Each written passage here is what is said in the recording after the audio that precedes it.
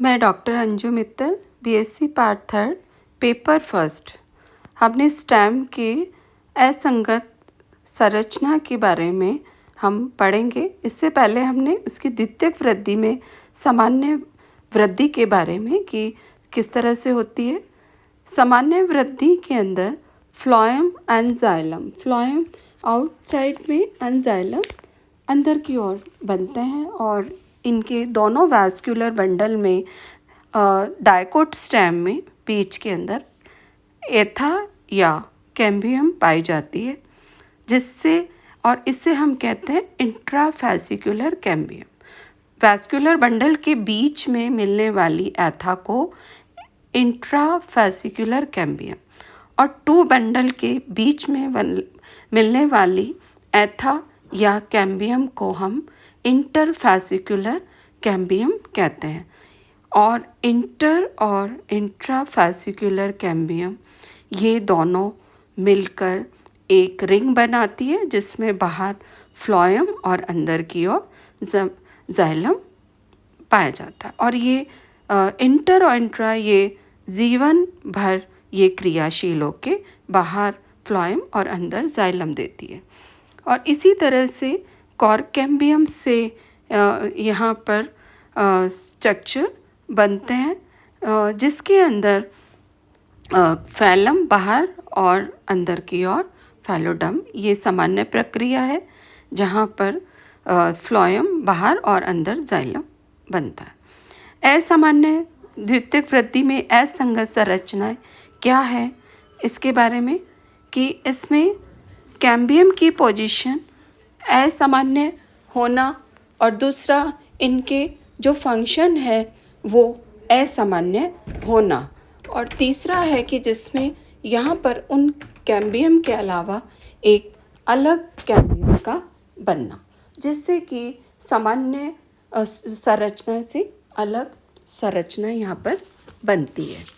इसमें इसका क्या बेनिफिट है, इसके लिए हैबरलैंड ने कहा कि ये संरचनाएं जिसमें द्वितीयक वृद्धि के समय कैम्बियम असामान्य लक्षण या संरचना बनाती है, ये एक इकोलॉजिकली अडेप्टेशन या उनके अनुकूलन के लिए ही होता है।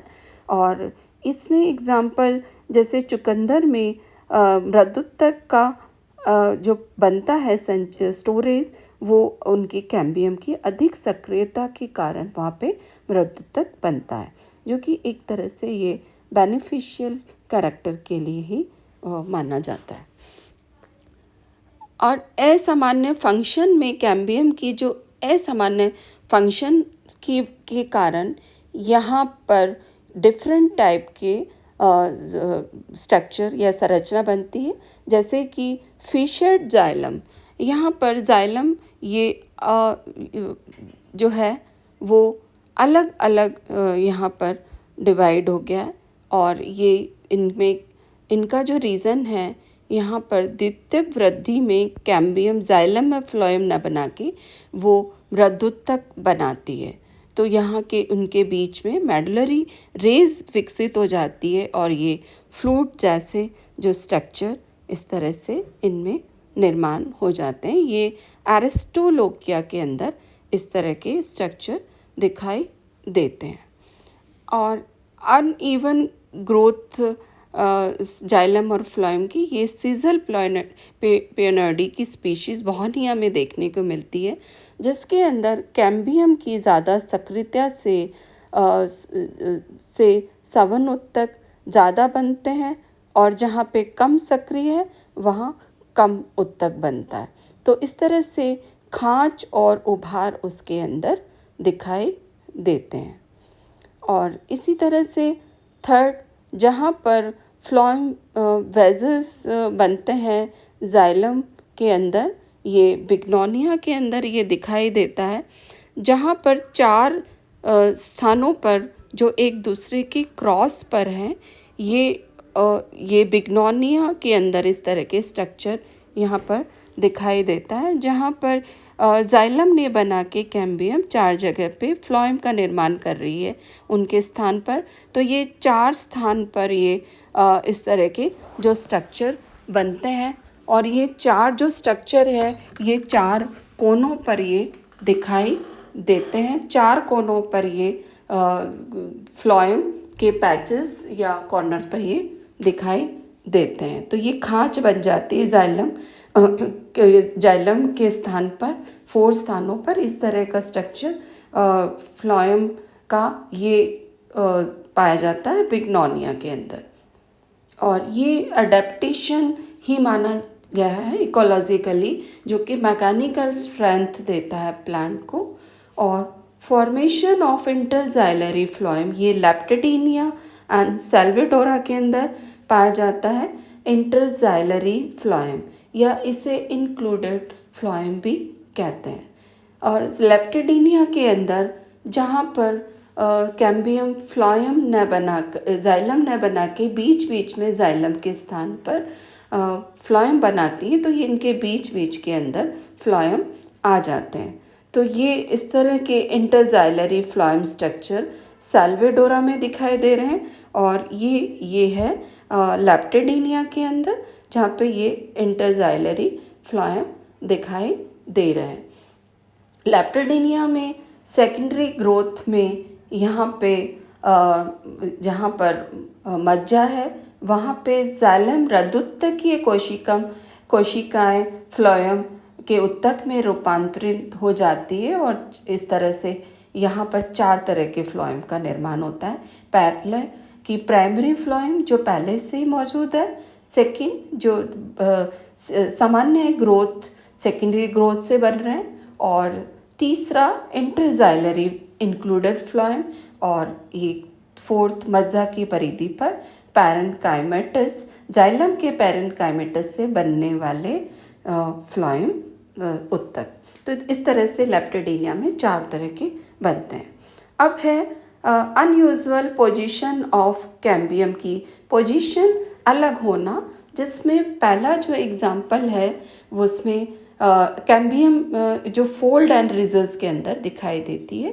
तो इसमें क्या होता है कि थिनोलस कैंडस में जब तना यंग स्टेज में ही कैम्बियम अलग अलग फोल्ड होके रिजल्स बनाती है, जहाँ पे खांच और रिजल्स फोल्ड हो जाती है ये, और यहाँ पे ये लूप्स का निर्माण हो जाता है। तो समान उत्तक वो लूप्स के अंदर और उनके बीच में जो खांच है उसमें ये दिखाई देते हैं। और इसी तरह से जहाँ पे अलग स्ट्रिप बन जाती है उनके कैम्बियम के सेपरेट होने से अलग अलग वो बढ़ जाते हैं, और इसके अंदर वैस्कुलर बंडल भी ये राउंड अप हो जाती हैं और उनके अंदर वैस्कुलर बंडल भी आ जाते हैं। तो ये कंप्लीट रिंग बनाती है और चारों तरफ है वैस्कुलर बंडल।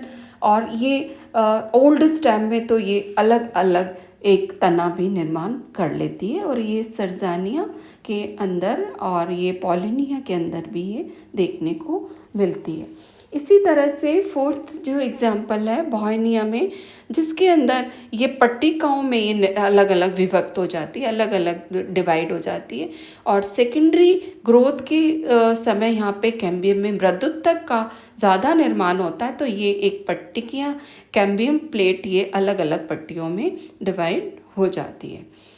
और ये इनके अनयूजुअल पोजीशन की वजह से, जिसमें कैम्बियम असंगत संरचना बनती है। अब है जो कैम्बियम में एक्स्ट्रा कैम्बियम रिंग बनती है, एसेसरी कैम्बियम बनती है, उसके अंदर बोगनविलिया, बरेविया, मिराबिलिस इसके जो खास एग्जाम्पल है, और बरेविया, जिसके अंदर सभी कैम्बियम रिंग जो सामान्य सेकेंडरी ग्रोथ करती है वो निष्क्रिय हो जाती है। उनके स्थान पर यहाँ पर दूसरी कैम्बियम रिंग बनती है, जिसमें अलग जो फ्लोएम और जाइलम बनते हैं। यहाँ पे फ्लोएम के बाहर कंजक्टिव टिश्यू बाहरी और इनर, जहाँ जाइलम बनता है तो इनर साइड में कंजक्टिव टिश्यू बनते हैं। और ये एसेसरीज कैम्बियम जब तक बनती है जब तक यहाँ पे 4 वैस्कुलर रिंग नहीं बन जाती। ये इस तरह के स्ट्रक्चर पाए जाते हैं बोगनविलिया, बरेविया एंड मिराबिलिस में, जहाँ पे मेडुलरी बंडल्स मिलते हैं देखने को। असंगत संरचनाएं मिलती है। और इसी तरह से मोनोकोट स्टेम में भी सामान्य वृद्धि के अंदर द्वितीयक वृद्धि नहीं पाई जाती। ये ड्रेसिना का स्टेम है जिसके अंदर द्वितीयक वृद्धि या सेकेंडरी ग्रोथ पाई जाती है, जो कि एक सामान्य कैरेक्टर माना जाता है, एक अलग गुण है इसमें। और इसी तरह के गुण अगेव, यक्का एंड एलॉय के अंदर भी देखने को मिलते हैं, जहाँ पे इनमें वैस्कुलर बंडल के अंदर जो कैम्बियम है उनके बीच में एथा एब्सेंट होती है। तो यहाँ पे वैस्कुलर बंडल के अंदर एथा नहीं होती, तो उनसे सामान्य द्वितीयक वृद्धि नहीं होती। तो क्या होता है कि यहाँ पर इनके वैस्कुलर की बंडल के बाहर की ओर मध्यस्थक से कैम्बियम स्ट्रिप बनती है या रिंग बनती है, उनसे सेकेंडरी वैस्कुलर उत्तक बनते हैं बाहर की ओर फ्लोएम, और अंदर की ओर जाइलम का बनना भी इसी तरह से होता है।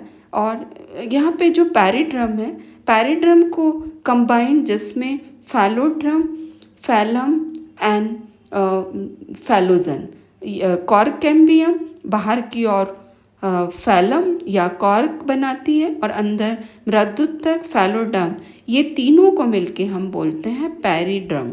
और ये पैरिड्रम का निर्माण भी ड्रेसिना के अंदर होता है।